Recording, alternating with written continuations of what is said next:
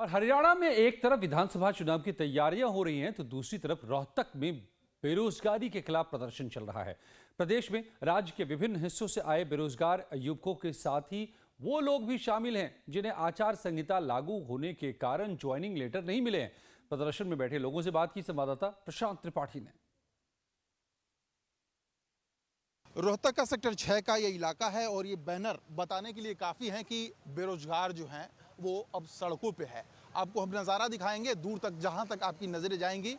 जो लोग बैठे हैं वो इन मांगों को लेके बैठे हैं कि जो सरकारी पदों पर वैकेंसीज़ हैं उनको फिलअप किया जाए। और देख सकते हैं कि अलग अलग ग्रुप्स के ज्वाइनिंग की बातें हैं। सरकार ने 25,000 भर्तियां तो निकाली थी लेकिन उसकी ज्वाइनिंग नहीं हुई है।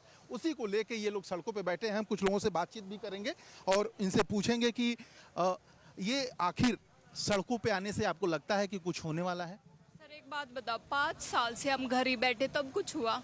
हमारी सरकार ने सुनी। 5 साल से सर लगातार पेपर ले रही है, पेपर पे पेपर ले रही है। हम पेपर दे के थक चुके हैं लेकिन सरकार हमें ज्वाइनिंग नहीं दे रही। सर छोटी बात नहीं है, आप 6-7 एग्जाम दे रहे हो और हर एक एग्जाम में आपने टॉप किया, फिर भी आप यहाँ पे रोडों पे बैठे हो बेरोजगार। क्वालिफिकेशन क्या है आपकी? मैंने MA कर रखी हिस्ट्री ऑनर से।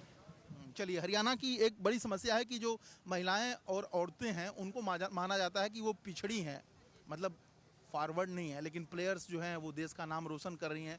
आज बड़ी संख्या में महिलाएं आई हैं, आप भी यहाँ पे बैठी हैं। चलिए, तो मुझे ये बताइए आप लोग की क्या वजह क्या लग रही है कि सरकार जो है आपकी बातें नहीं मान रही है? सरकार की नीयत खराब हो रही है। सरकार चाह रही है कि की बार फिर वोट दे दें बाड़क थारी। ये बोल रहे हैं हम इलेक्शन के रिजल्ट के बाद तुम्हारी ज्वाइनिंग देंगे, लेकिन हमने भी सोच लिया अगर हमारी ज्वाइनिंग नहीं दी तो अब की बार ये सरकार भी बेरोजगार हो जाएगी। सरकार बेरोजगार करने की मांग। प्रेस कॉन्फ्रेंस थी, नायब सैनी ने बोला था शपथ बाद में लूंगा, पहले जो 25,000 परिवार नहीं है उनकी भर्ती पूरी करेंगे। और हम कह रहे हैं अगर हमें ज्वाइनिंग नहीं मिली, शपथ तो बहुत दूर की बात, अगले 25-30 साल में बीजेपी बिल्कुल साफ है। क्योंकि ये जितने भी बच्चे बैठे हैं ना, ये सरकार को जिंदगी में कभी वोट नहीं देंगे, इतने दुखी हो चुके हैं सरकार के उससे। नाराजगी है जायज तौर पे। पीछे कुछ और लोगों से हम बातचीत करेंगे और उनसे समझेंगे कि आप बताइए मुझे कि ये जो नाराजगी है आपकी, लगता है कि सरकार मानने वाली है और इस बार के चुनाव में ये मुद्दा बनने वाला है? सर ये तो ऑलरेडी एक मुद्दा है और का लोकसभा में भी था और विधानसभा में रहेगा। और अभी हाल ही में एक सर्वे हुआ था हरियाणा के अंदर जिसके अंदर 40% लोग ये मानते हैं कि रोजगार ही हरियाणा में एक सबसे बड़ा मुद्दा है। तो 40% जनता तो कहीं ना कहीं आप कह सकते हो कि पूरी की पूरी इलेक्शन को डिसाइड कर सकती है। तो बिल्कुल ये मुद्दा तो बिल्कुल रहने वाला है। चलिए, आप भी यूथ हैं, किन मांगों को लेके बैठे हैं और क्या आपने एग्जाम दिया था जिसको लेके चाहते हैं कि रिजल्ट जल्दी से जल्दी आउट हो और आपकी ज्वाइनिंग हो? जी, हमने ग्रुप 56-57 का एग्ज़ाम दे रखा है। एक ही भर्ती के लिए 6 बार पेपर दे चुके हैं, बार पेपर कैंसिल होता है। हम 6 भर्तियों में टॉप पर रहे हैं। अगर 6 भर्तियों का रिजल्ट निकाला जाए, 6 में हमारा सिलेक्शन होता है, लेकिन नौकरी अब तक एक नहीं मिली है।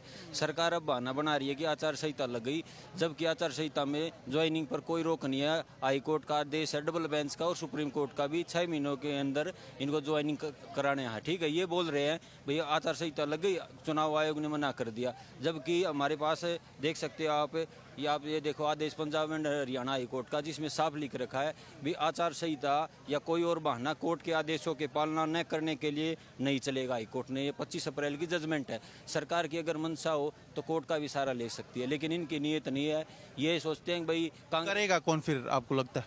जी, हमें उम्मीद है भाई ये इनको फायदा सरकार को होगा। अगर ये वोट लेना चाहते युवाओं की तो इन्होंने करनी चाहिए भर्ती। अगर ये नहीं करेंगे तो विपक्ष तो करेगा, क्योंकि विपक्षी नेताओं के काफी। विपक्ष कौन है मेन? विपक्ष कांग्रेस हरियाणा में बिल्कुल एक लग रहा है कांग्रेस चल रही है। चलिए, आप क्या चाहती हैं, क्यों धरने में बैठी हैं यहाँ पे? तो मैंने एग्ज़ाम दिया हुआ है। पहले CET का प्री दिया था 2022 में, उसके बाद मेंस दिया था पिछले साल 2, 56 और 57 का, वो दोनों कैंसिल हो गए थे। फिर अब दोबारा हुआ है अभी 17-18 अगस्त को। अब उसका रिजल्ट चाहते हैं, ज्वाइनिंग चाहते हैं। जाहिर तौर पे ये हमारे CM मुख्यमंत्री बार बार हमें ये बताते रहते, तैयारी करते रहो, तुम्हारी देखो भर्तियों का रोड मैप तैयार, 15 अगस्त तक 25,000 पदों पर नियुक्ति करेंगे पूरी।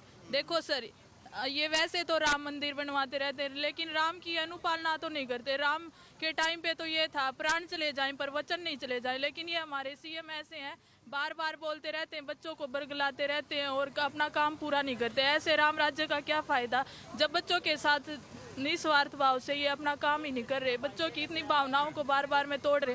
सर 2021 से पेपर दे रहे हैं हम, 2021 में दिया, 2022 में दिया, 2023 में दिया, 2024 में दिए, और नौकरी एक भी नहीं है। सब बच्चे परेशान है, इतने सपने टूट रहे हैं। ये तो अपनी अगली बार मैं शपथ जब लूंगा, जब मेरा जब ज्वाइनिंग दे दूंगा, शपथ क्या की लेगा, बने नागा तो कितने शपथ लेगा, हमारा नाश करके कर दिया गति। चलिए, जाहिर तौर पे रोजगार को लेके नाराजगी है, और नाराजगी का आलम यह है कि आप नज़रें जब उठाएंगे तो दूर तक आपको लोग नज़र आएंगे। और जाहिर तौर पे रोहतक का ये सेक्टर 6 का इलाका है, और ये पूरा नज़ारा बताने के लिए काफ़ी है कि बेरोजगारी एक बड़ा मुद्दा रहने वाला है, और बेरोजगारी के मुद्दे पे जो लोग हैं इस बार वोटिंग भी करने वाले हैं।